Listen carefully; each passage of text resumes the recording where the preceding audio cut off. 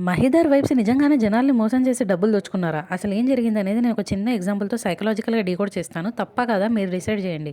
అయితే మీరు ఒక కాలేజ్ స్టూడెంట్. మీ కాలేజ్ ఫీజ్ రూ. 500. కానీ మీరు ఫీజ్ కట్టకుండా రూ. 500 స్టాక్ మార్కెట్‌లో పెడితే డబ్బులవుతాయని చెప్పి పెట్టేసి ఉన్న 500 పోగొట్టుకున్నారు. మీకు చాలా బాధగా అనిపిస్తుంది. మీరు ఈ సిట్యుయేషన్‌ని ఎలా హ్యాండిల్ చేయొచ్చు?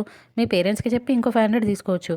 లేకపోతే మీరు దాచుకున్న డబ్బులోంచి ఇంకో 500 తీయొచ్చు. లేదా ఓలా, ఊబర్, జొమాటో ఇవి చేసి కూడా మీరు డబ్బులు తీసుకోవచ్చు. కానీ మీరేం చేశారు? మీకు ఒక 10 మంది క్లోజ్ ఫ్రెండ్స్ ఉంటే ఇవేవి చేయకుండా వాళ్ళందరికి ఫోన్ చేసి, "అరే! నేను నా వాచ్ అమ్ముకుంటున్నాను. నాకు చాలా బాధగా ఉందిరా. ఏదో ఒక 10, 20 ఇవ్వరా" అని అడిగితే వాడు మీకు రూ. 10, రూ. 20 ఇచ్చారు. అలా ఉన్న ఫ్రెండ్స్ అందరికి కాల్ చేసి మీరు 10, 20 కలెక్ట్ చేసుకొని మీ లాసెస్ మీరు పూడ్చుకొని కొంత సంతోషంగా ఫీల్ అయ్యారనుకోండి. కానీ ఇక్కడ ఏం జరిగింది? మీ లాసెస్‌ని మీరు భరించలేక అవి వేరే వాళ్ళకి ఔట్‌సోర్స్ చేశారు.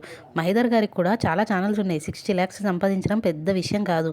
కానీ ఆ లాసెస్‌ని భరించలేకుండా ఆయనకున్న సబ్స్క్రైబర్స్ అందరికి కొంచెం కొంచెంగా ఔట్‌సోర్స్ చేశారు.